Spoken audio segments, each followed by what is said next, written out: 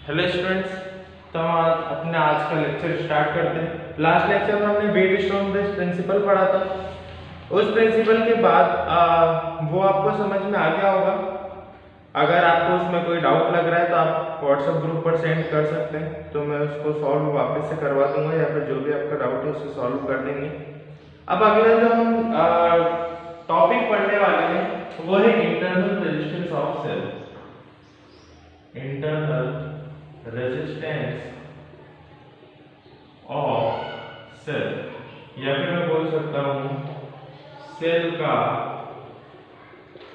आंतरिक प्रतिरोध। सेल का आंतरिक प्रतिरोध। अब सेल का आंतरिक प्रतिरोध क्या होता है, तो इसकी डेफिनेशन बहुत सिंपल सी है। विद्युत सेल्स उस युक्ति को कहते हैं। सबसे पहले तो अगर हम सेल की बात करते हैं तो सेल हम पढ़ चुके हैं केमिस्ट्री में भी, मैंने आपको बताया था कि सेल क्या होता है। तो अगर हम यहाँ पर इंटरनल रेजिस्टेंस की बात करते हैं तो सिंपली क्या है यहाँ पर कि जब किसी सेल से होकर विद्युत धारा प्रवाहित होती है तो सेल में प्रयुक्त विद्युत अपघट्य उसके मार्ग में रुकावट डालता है, उसे सेल का आंतरिक प्रतिरोध कहते हैं। देखो पहले भी हम पढ़ चुके हैं कि कंडक्टर्स दो टाइप के हो सकते हैं। यहाँ पर मेटेलिक हो सकता है और इलेक्ट्रोलाइटिक कंडक्टर हो सकता है। मेटेलिक कंडक्टर्स वो कंडक्टर होते हैं, ठीक है, वो चालक होते हैं। धातु ही चालक वो चालक होते हैं जिनके अंदर जो इलेक्ट्रिसिटी विद्युत धारा प्रवाहित होती है वो इलेक्ट्रॉन्स की वजह से होती है, जो ऋण आवेश की वजह से होती है। वही अगर हम इलेक्ट्रोलाइटिक कंडक्टर की बात करें, विद्युत अपघट्य चालक की अगर हम बात करते हैं तो वो चालक कौन से होते हैं जिनके अंदर इलेक्ट्रिसिटी, जिनके अंदर विद्युत धारा जो प्रवाहित होती है वो किसकी वजह से होती है, अपघट्यों की वजह से होती है, ठीक है, इलेक्ट्रोलाइट्स की वजह से होती है। अब मैं दो एग्जांपल्स लेता हूं। ये है आयरन रॉड और इसमें मुझे क्या करना है, इलेक्ट्रिसिटी का फ्लो करना है। और ये है बेसिकली एक सॉल्यूशन है, ब्राइन सॉल्यूशन, ठीक है। क्या कौन सा सॉल्यूशन है, ब्राइन सॉल्यूशन। ब्राइन सॉल्यूशन का मतलब होता है NaCl प्लस वाटर, मतलब H2O। NaCl और वाटर के सॉल्यूशन को हम क्या बोलते हैं, ब्राइन सॉल्यूशन बोलते हैं। तो यहाँ पर हमने क्या बोला है कि एक जगह पर एक सेक्शन में मैं मेटल में किसी धातु में क्या कर रहा हूँ, इलेक्ट्रिक करंट का फ्लो कर रहा हूँ, और एक में मैं किसी सॉल्यूशन में इलेक्ट्रिक करंट का फ्लो कर रहा हूँ। तो हम ये पहले भी पढ़ चुके हैं कि वो सॉल्यूशन वो विलयन जिसमें इंप्योरिटीज प्रेजेंट है, जिसमें आयन प्रेजेंट है, उपस्थित है, उसी में क्या होगी, विद्युत धारा प्रवाहित हो सकेगी। तो यहाँ पर ब्राइन सॉल्यूशन है जिसमें वाटर भी और NaCl भी है। तो यहाँ पर आयन्स होंगे इसी प्लस माइनस, तो इसमें भी इलेक्ट्रिसिटी का फ्लो हो जाएगा, ठीक है। जैसे ही मैं कोई वायर इससे कनेक्ट करता हूँ तो इसमें इलेक्ट्रिसिटी का फ्लो होगा, लेकिन वो इलेक्ट्रिसिटी का फ्लो किसके द्वारा होगा, तो यहाँ पर उपस्थित आयनों के द्वारा होगा। यहाँ पर जैसे ही मैं कोई वायर इससे कनेक्ट करता हूँ तो इलेक्ट्रिसिटी का फ्लो किसके द्वारा होगा, इलेक्ट्रॉन्स के द्वारा होगा, ठीक है। तो यही दोनों में अंतर होता है, मेटेलिक कंडक्टर में और इलेक्ट्रोलाइटिक कंडक्टर में, विद्युत अपघट्य चालक में और धात्विक चालक में।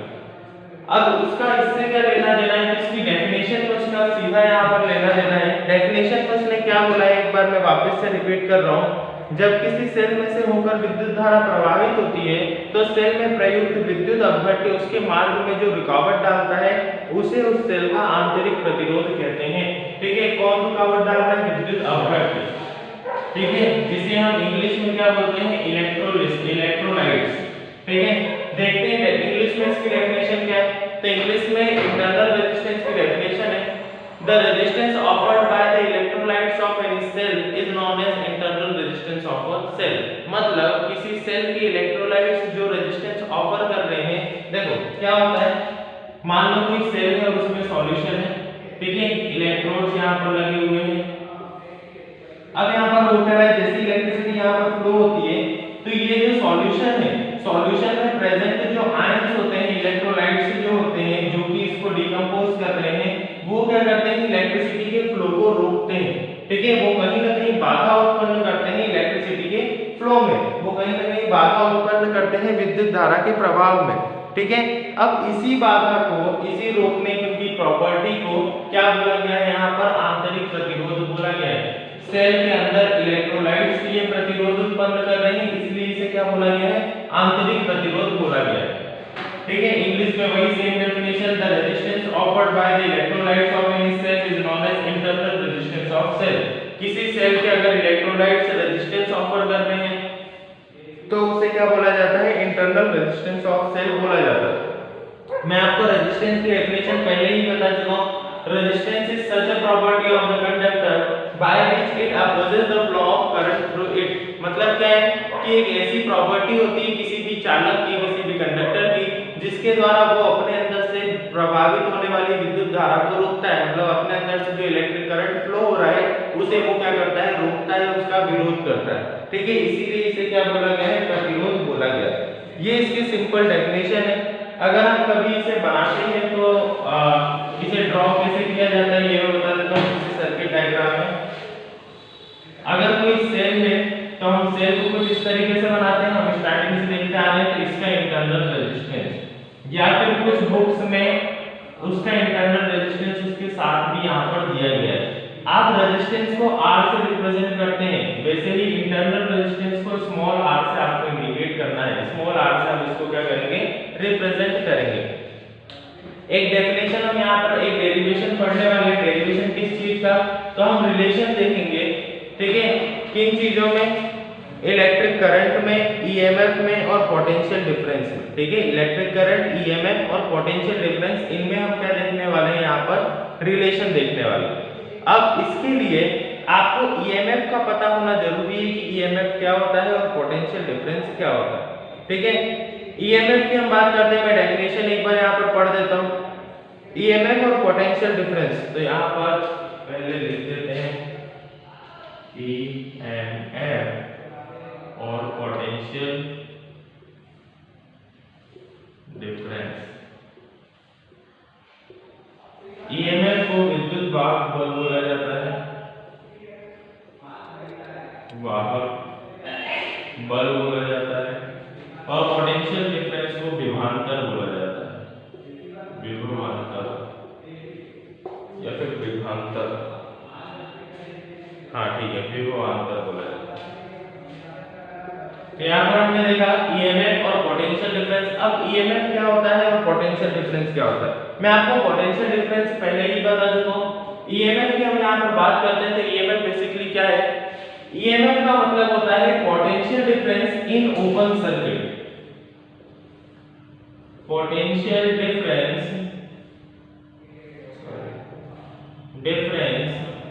इन ओपन सर्किट।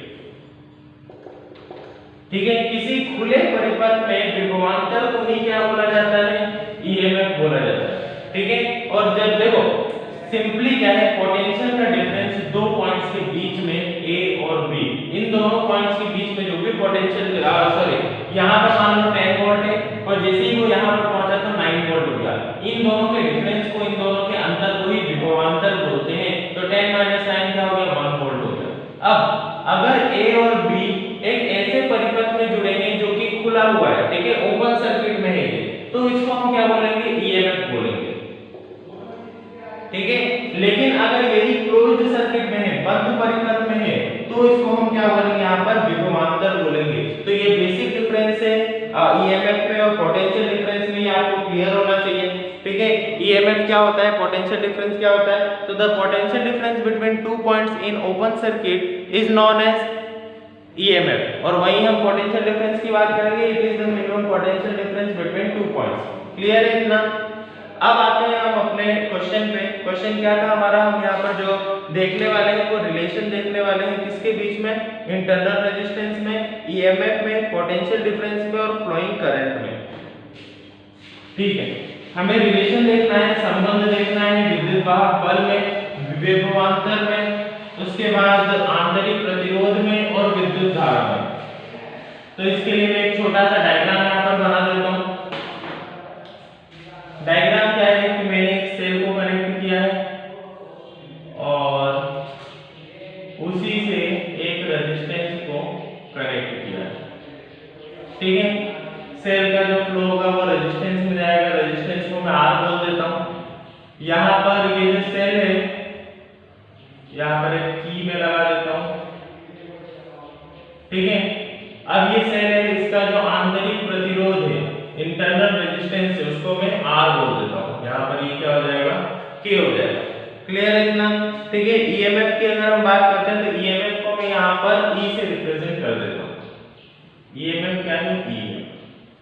ठीक है, अब यहाँ पर एक फॉर्मूला आपको याद करना है, वो ये है electric current is equal to total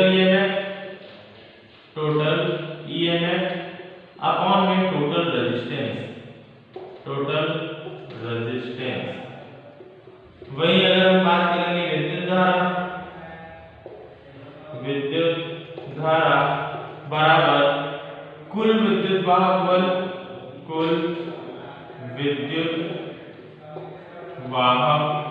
बल अपॉन में कुल प्रतिरोध।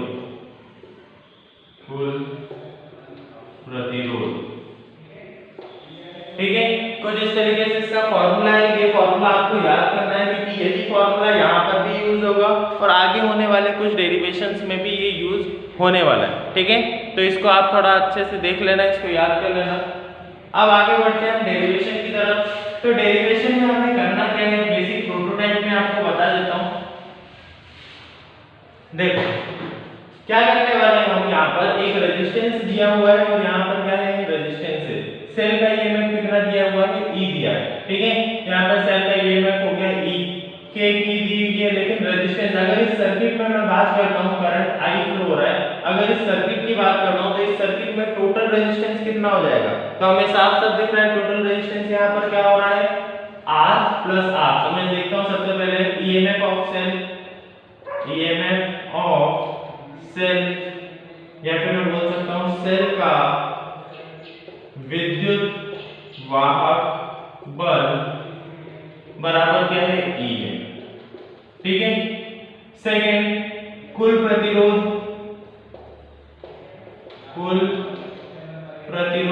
या फिर मैं बोल सकता हूँ टोटल रेजिस्टेंस क्या हो जाएगा, R प्लस R। ठीक है, small r plus capital R, दोनों के बीच में अगर मैं यहाँ पर हमें पता है V नो दैट, हम जानते हैं, यहाँ पर लिख लेना, हम जानते हैं, क्या जानते हैं, I is equal to total EMF upon में टोटल रेजिस्टेंस होता है।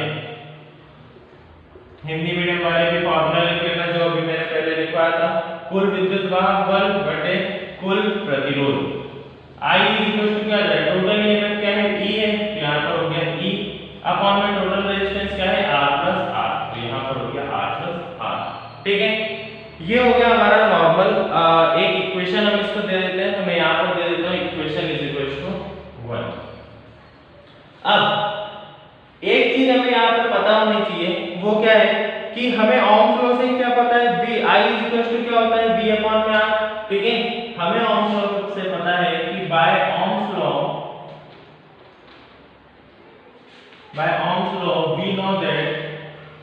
we know that I किसके बराबर होता है, V अपॉन में R के बराबर होता है। हम पहले ही ओम्स लॉ में पढ़ चुके हैं।